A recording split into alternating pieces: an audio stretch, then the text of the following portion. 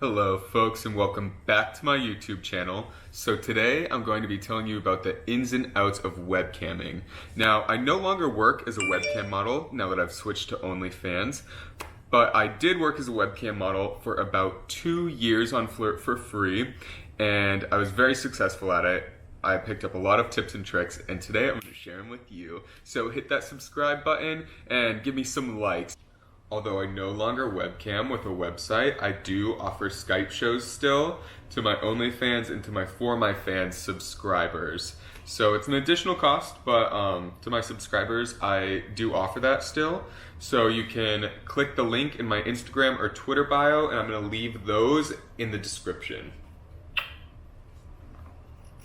Now, I always tell people to join OnlyFans over webcamming. I personally think there's more money to be made on OnlyFans as the website only takes 20% opposed to a website like Flirt for Free that takes 75% even from their top performers. So I always do recommend OnlyFans. However, I do think if you are early in your OnlyFans career, webcamming is a great option to do as well as trying to build up your OnlyFans page. If your OnlyFans page hasn't blown up yet, pair it with webcamming because then you can take those customers from your webcam and bring them over to OnlyFans and get your page started, as well as make money before your OnlyFans page starts making money. Webcamming is not a get-rich-quickly scheme. You have to put in a lot of time, a lot of work. When I was a webcam model, I'd work about 5 days a week, about 4 hours each session.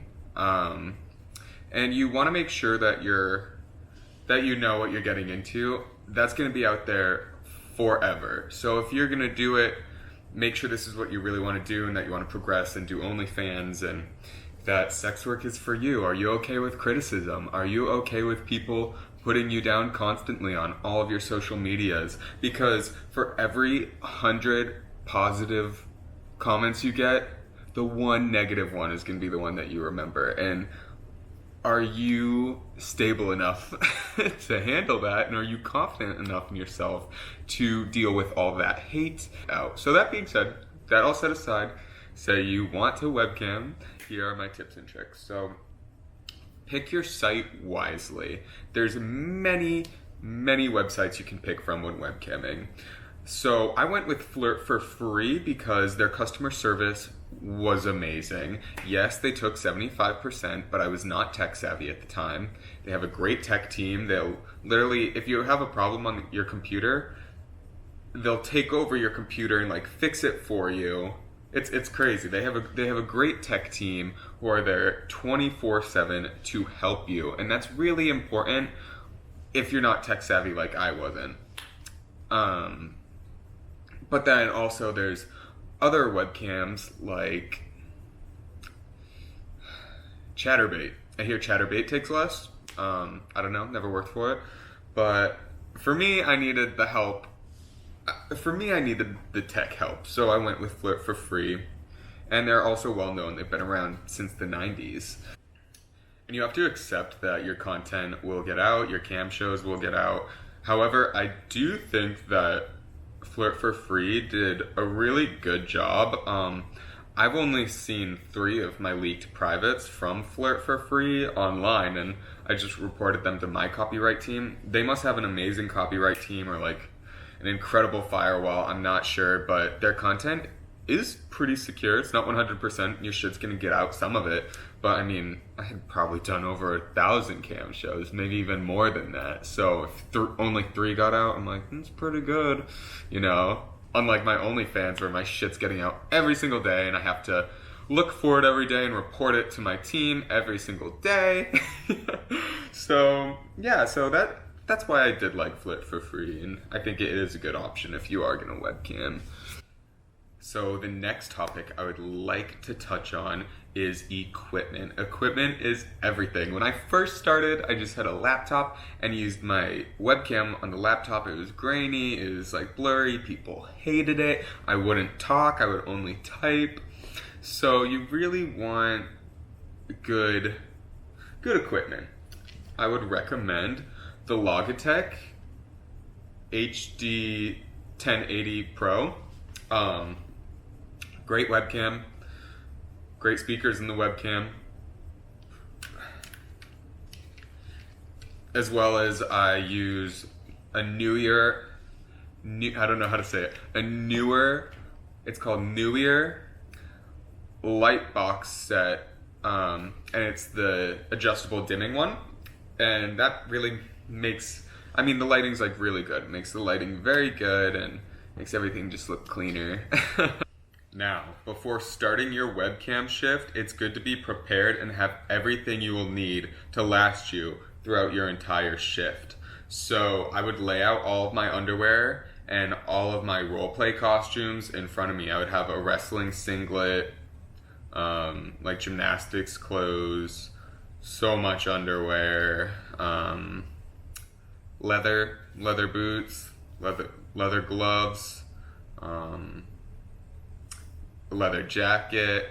Also, I had a really good customer who would always want me to chew gum, so I would keep gum next to my webcam, and that always just shows you're prepared, and it keeps things moving quickly while you're webcamming, and it keeps people engaged because then you're not leaving out of frame to go get something or to rummage through your closet. You just have everything right there, and your webcam show is just more enjoyable because it flows better. So in the public room, I would always stay fully clothed, but in something like this where you can like see my body, you can see I have a good body underneath my shirt or whatever, and you just flirt with the customers. If you recognize a username coming back, welcome them back. Welcome the new customers who are coming into your room. Just be really nice. Don't be looking at your phone. Be very engaged. Talk to people. Answer their questions that they're asking you. Maybe play some low music in the background. Now you can type or you can talk. I found that people really like hearing your voice more and talking because it makes it more personal than you just like typing back and forth on a keyboard. After you pick your website, websites don't tend to use real dollar amounts. They tend to use credits, and you want to figure out how much a credit is. You want to know how much you're getting and how much the customer is paying. So on Flirt for Free, a customer spends $100. That's 1,000 credits, and you get $20 from that. So, when I first started, I'd be like, yeah, send me 100 credits. I thought that was like $100. I was like, you want to see me come? Send me 100 credits. Because I thought it was like $100. And then I found out I was literally coming for like $1. So make sure you know the currency. That's very important. And make sure you know what you're going to want to charge for things in addition to the paid show money per minute, if that makes sense. So if someone wants you to put something in your ass, how much are you going to charge them? If somebody wants you to come, how much are you going to charge them for that? Make sure they're tipping on top of your show. So that being said,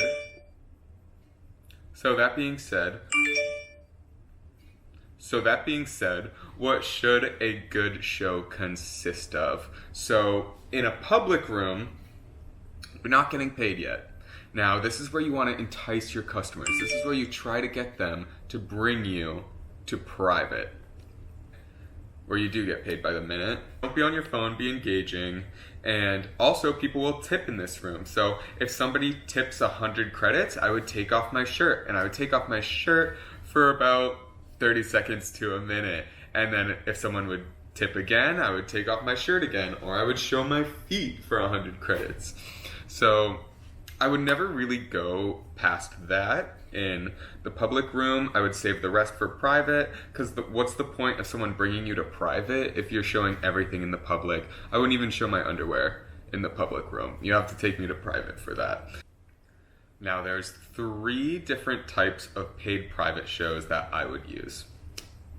The first one being a one-on-one private. It would just be you and one customer paying, and that costs the most per minute.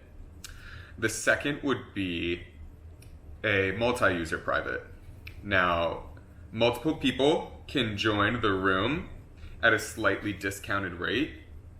And when you're in this room, they're all going to be telling you to do different things or wanting different things, and I would always listen to the person tipping the most, obviously. So then the third room was a pledged private show, and I would only use this on very, very slow nights, because if I wasn't getting much action that night, everybody can throw in like $100 for like a 20-minute show, and it could be like a flexing show, it could be any type of show you want. Normally, if I just wanted to get off the webcam, I would just do like a coming show, like a 20-minute coming show, and everyone just pledges tips, and whoever pledges the certain amount that you set is allowed into the show to watch it. So I never used party chat because I don't like freeloaders seeing me completely naked. That just wasn't enticing to me. I wanted it to be paying customers. I didn't want to give freebies. I would only give freebies to like my really great customers. Every once in a while I'd make like a special video for them, or I would just like message back and forth with them, you know? So this brings me to my next point. It is very important to build bonds with your customers. Now, some of the people will come on every single day and be really good customers, and some people will come on once a month and be your best customers. They'll give you so much money in one night, you won't see them again for another month. So those people, it's kind of hard to remember them. I would always keep a journal next to my bed, and after I had a private show, if they told me their real name instead of their username, I'd write that down under their username. I'd write down what they wanted me to do in the show. I'd write down, did I give them a pet name? What's my little nickname for them, just to make things more special. So I would keep a journal, and I filled it and I used it, and every time before a show, when I saw someone in the public room before they brought me to a private, I would read through just in case they would bring me to a private. Now, some people might try to tear you down or be mean to you on the webcam. Have good customer service. There's nothing that makes you more unattractive than being bitchy. Next, and very important, is social media.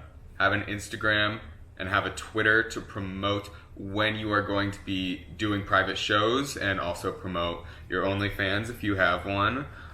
Be consistent. If you say you're going to do a show at a certain time, be there, do that show at a certain time. If you tell somebody you're going to be back a certain day, come back on that day. And promotion is everything. I think webcamming really did help build up my social media. And if you build up your social media, you'll have a more successful OnlyFans, which for me, I think if you're webcamming, the ultimate goal would be to build up your OnlyFans so that you don't necessarily have to webcam as much anymore. And last but certainly not least, do your taxes. You are a private contractor. It's not going to come out automatically. Get a tax guy and write off all the equipment that you are using, because this is your business. Write off your camcorder. If you buy a desk for your office, write that off. Write off the room that you work out of, because that is your office. Write off your lighting equipment. You can save money a lot of ways. Just pay your taxes. It's very important. So I hope you enjoyed this video. My next video is going to be about how to be successful on OnlyFans. So please be sure to check that out and like and subscribe. Bye guys. Drop some comments. I'm going to be replying to as many as I can. Hope this helps.